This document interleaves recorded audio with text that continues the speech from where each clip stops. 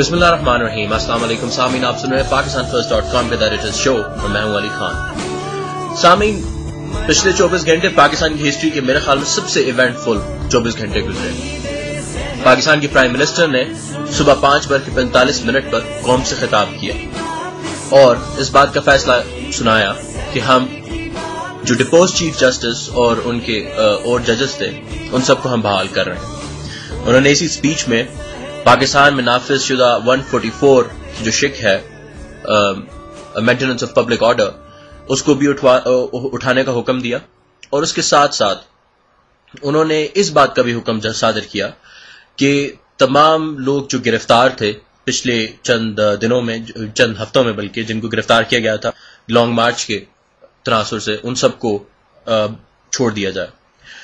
इन तमाम हालात में जो सबसे बड़ी चीज रही वो थी जो developments at the back and हुई, वो डेवलपमेंट्स जो आवाम के सामने मेरे ख्याल में ना तो लाई जाएंगी और ना आई हैं। ये डील हुई कैसे? सबसे बड़ा सवाल हमारे सामने ये आता है। किस तरह रातों रात जरदारी साहब इस बात पर राजी हो गए कि चौधरी इफ्तिखार को जो चीफ जस्टिस एंड डिपोज्ड, उनको बहाल कर दिया जाए। कैसे प्राइम मिनिस्टर ऑफ पाकिस्तान इस बात पर राजी हो गए कि वो सुबह 5:45 पर एक स्पीच देंगे और पाकिस्तान की जो हालात हैं उनको और पाकिस्तान की पॉलिटिकल सिनेरियो को चेंज कर देंगे। ये तमाम मामलात ऐसे हैं जिनको समझना और जिनके ऊपर अमल करना और जिनको समझकर आगे की सोच को डेवलप करना बहुत जरूरी है। जरदारी साहब और प्राइम मिनिस्टर रजा गिलानी ने बेशक अवाम, वकला और अपोजिशन पार्टीज के प्रेशर में आकर यह फैसला लिया होगा, लेकिन यह प्रेशर काफी अरसे से है और इसमें कोई शक नहीं कि वकला और अवाम की जद्दोजहद कभी गवारा नहीं जाती और उनकी इस जद्दोजहद को पूरा किया गया, इनकी इस जद्दोजहद को पूरी इफेक्ट में समझा गया और ये फैसला किया गया। लेकिन फिर भी आखिर क्यों यह फैसला लिया गया? सामीन, आज हम इस बात को समझने की कोशिश करेंगे। हमारे साथ इस बात को समझने के लिए, बैक एंड की मालूमात और गुफ्तगू को समझने के लिए, पॉलिटिकल सिनेरियो को समझने के लिए, पाकिस्तान की स्ट्रेटेजिक और पॉलिटिकल सिक्योरिटी एनालिसिस को समझने के लिए ज़ैद हामिद मौजूद हैं। अस्सलाम वालेकुम ज़ैद भाई। वालेकुम अस्सलाम। ज़ैद भाई, ये मुझे इतना समझ आता है, बिल्कुल आता है कि पाकिस्तान के अंदर जो पिछले कुछ दिनों में तब्दीलियां आ रही थी, आपने 2 दिन पहले जब हमारी गुफ्तगू हुई इसी बारे में, मैं उसको ऑन द रिकॉर्ड थोड़ा सा ले आऊं उसके एक पार्ट को, कि आपने 2 दिन पहले मुझे इस बात के बारे में बताया था कि तब्दीलियां आने वाली हैं और ये गुफ्तगू शुरू हो चुकी है। और आपका रेफरेंस कुछ जो मुझे लग रहा था वो जो सिक्योरिटी एस्टेब्लिशमेंट की तरफ से कुछ बातें निकल के सामने आ रही थी जो मेरी भी सुनने में आई, लेकिन मैं उनके ऊपर इतना यकीन नहीं किया। आपने जब कहा था कि 2 दिन के बाद हम इस पर गुफ्तगू करेंगे, तो आज मैं आपके सामने हाजिर हुआ हूं। आप मुझे बताइए कि क्या आखिर तब्दीली आई कैसे और ये सारा कुछ हुआ कैसे? अली, ये बड़ी गैर मामूली दास्तान है और बहुत दिलचस्प, और हम अब तफसील से बात करना चाहेंगे इसके ऊपर। जरूर। पिछले कई महीनों से ये बात हम कर रहे हैं कि एक बराह रास्त तसादुम हो रहा है CIA और ISI के दरमियान। एक तवील अरसे से जो अमेरिकन कोशिश कर रहे हैं कि किसी तरह ISI को कंट्रोल कर लिया जाए, किसी तरह पाकिस्तान की सिक्योरिटी एस्टेब्लिशमेंट को रहमान मलिक और जरदारी के कंट्रोल में दे दिया जाए। ये कितना नापाक और सिनिस्टर खेल था कि जिसका आगाज इन्होंने तकरीबन 1-1.5 साल पहले किया था, जब इन्होंने मुशर्रफ को हटाने का रजीम चेंज प्लान किया।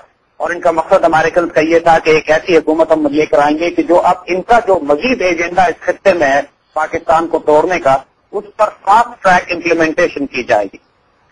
ये सारी तफसील हम अपने पिछले तमाम प्रोग्रामों में बता चुके हैं। यानी आपके साथ हमने जब वो डिस्कस किया था कि ये पाकिस्तान को यूगोस्लाविया ऑप्शन पे तोड़ने की बात करते हैं, और जब इन्होंने होलब्रुक को भेजा यहाँ पे इस खित्ते में कि जो यूगोस्लाविया को तोड़ने के बाद अब इस एब्स्ट्रैक्ट डॉक्ट्रिन की तरह अफगानिस्तान और पाकिस्तान को एक खित्ता, एक थिएटर ऑफ ऑपरेशन समझ कर ये इकट्ठे इस इलाके पर हमले और काम करना चाहते हैं।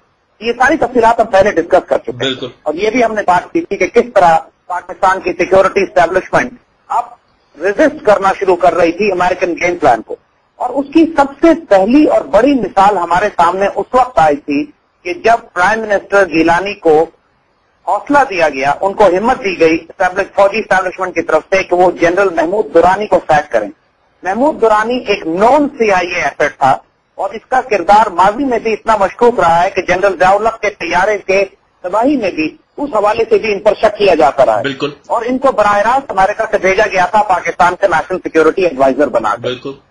तो वो जो इस वक्त पाकिस्तान पर टीम हुकूमत कर रही है, अगर आप देखें तो उनमें से कोई भी इलेक्टेड नहीं था। ये तमाम के तमाम लोग वो थे कि जो बाहर से मुसल्लत किए गए, सिवाय यूसुफ रजा गिलानी के। आसिफ जरदारी साहब हो जिनको जबरदस्ती, सिवाय यूसुफ रजा गिलानी के। यानी सच्ची बात यह है कि हुकूमत तो गिलानी साहब कर ही नहीं रहे थे। ये तो पहली दफा है कि उन्होंने अपनी कोई सेंस शो की है और वो उसी की वजह है जिस पर हम आएंगे अभी।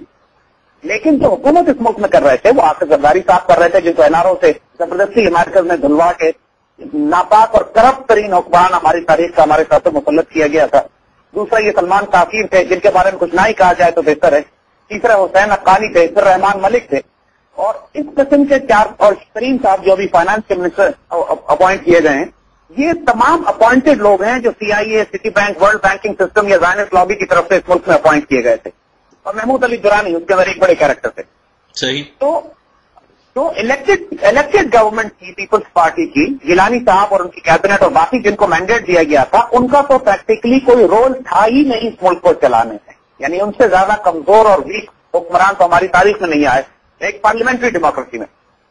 नाउ अब जो ऑन ग्राउंड ये जो खेल CIA का डिस्टर्ब होना शुरू हुआ, जब ऑन ग्राउंड लेवल पाकिस्तान ने काउंटर अटैक किया, हमने उन तमाम मिलिटेंट्स को, उन तमाम एसेट्स को जो CIA और इंडियन से क्रिएटेड थे, आर्मी ने इनको न्यूट्रलाइज करना शुरू किया। फिर मुंबई का ड्रामा होता है जिसमें आर्मी और एयरफोर्स हुकूमत की मर्जी के बगैर अपने आप को डिप्लॉय करती है। यानी यहाँ पे बहुत वाज़ेह तफावुत नजर आया था कि किस तरह पाकिस्तान एयरफोर्स ने कांस्टेंट एयर पेट्रोल किया लाहौर के ऊपर और कश्मीर में, पाकिस्तान की सरहदों की हिफाजत की, फौज ने डिप्लॉयमेंट की। ये सारे काम हुकूमत ने हुक्म नहीं दिया था करने के लिए, ये फौज अपने तौर पर कर रही थी। सही। तीसरा एक बहुत बड़ा तफादुम जो जरदारी साहब में और फौज में बिल्ड हुआ था वो गवर्नर अवैध गनी पे था, जो NWFT के गवर्नर है। इंतहाई शरीफ, मुहज़्ज़ब, गैरतमंद पश्तून अफसर हैं, एक गवर्नर हैं और आला तरीन साफ सुथरे किरदार के, और पूरे फ्रंटियर को जो पाकिस्तान की नेशनल सिक्योरिटी पॉलिसी है उसको गवर्नर अवैध गनी संभाले हुए। और अमेरिकन और जरदारी साहब उनको हटाने की सरतोड़ कोशिश कर रहे हैं पिछले तकरीबन 1 साल से। और इस मामले पर भी फौज ने पूरा अपना जोर गवर्नर अवैध गनी के हक में डाला कि अगर गवर्नर अवैध गनी को हटाकर वहां सलमान ताकीर जैसा कोई शख्स मुसल्लत कर दिया जाए तो फिर तो वाकई फ्रंटियर हमारे हाथ से निकल जाएगा। मैं आपको एक बात बताता चलूं ज़ाहिद भाई, आई नो अवैध गनी साहब, उनको मैं 2000 से जानता हूं, 2000 से, और मैंने उनकी पर्सनालिटी को बड़े करीब से देखा। He is actually one of those people जिन्होंने, बड़े शरीफ इंसान, बड़े फकीर टाइप इंसान है और बड़े सीधे साधे स्ट्रेट फॉरवर्ड इंसान है, और वो बड़ी पाकिस्तान से मोहब्बत करते, बड़े पेट्रियाटिक नेशनलिस्ट किस्म के इंसान है। मैं आपको अली यही बता रहा हूं कि मेरा उनसे कोई वास्ता लेना देना नहीं है, मैं सिर्फ पाकिस्तान के पॉइंट ऑफ व्यू से बात कर रहा हूं कि अगर अवैध गनी जैसे 2-3 लोग हुक्मरान और भी हमारे मुल्क में आ जाना तो अल्लाह के फजल से ये मुल्क हमारा चांद पे पहुंच जाएगा तीसरे से। सही। यानी इस कदर गैरतमंद और दलेर अफसर है वो, और इतना पेट्रियाटिक है, उसका सब कुछ पाकिस्तान के लिए उसने अपना लगाया। वो वाकई जैसे आपने कहा दरवेश आदमी है वो, और हमारी कौम उसको ज्यादा जानती नहीं। बिल्कुल। आज हम खुल के अपने कौम को तारुफ कराते हैं अवैध गनी का, जिसको हटाने के लिए जरदारी साहब और अमेरिकन ने सर तोड़ लिया अपना, और फौज का पूरा वजन था उनके पीछे किनको नहीं हटाया जाएगा। तो ये सारे इश्यूज थे जो एक एक करके आर्मी और जरदारी साहब का जो कल्ट था, जो इन्होंने 4-5 लोग अपने गिर्द मुसल्लत अपॉइंट किए हुए थे, CIA अपॉइंटेड, इनमें एक तफादुम ऊपर के लेवल पर भी हो रहा था। जब ऑन ग्राउंड लेवल पर CIA और ISI टकरा रही थी तो ऊपर के लेवल के ऊपर जरदारी और जियानी साहब का भी तफादुम और ISI का तफादुम भी था, क्योंकि ये सारी वो पॉलिसीज इंप्लीमेंट कर रहे थे जिनसे पाकिस्तान की नेशनल सिक्योरिटी कॉम्प्रोमाइज हो रही थी। सही। और आर्मी और ISI इसको रिजेक्ट कर रही थी। तो पहली मर्तबा अब आर्मी ने चंद बातों को डिसीजन ले लिया है। पहला फैसला आर्मी ने यह किया है कि साहब हम मिलिट्री को करके फौज पर, हुकूमत पर कब्जा नहीं करेंगे, और ये बहुत बड़ा फैसला है इनका। दूसरा फैसला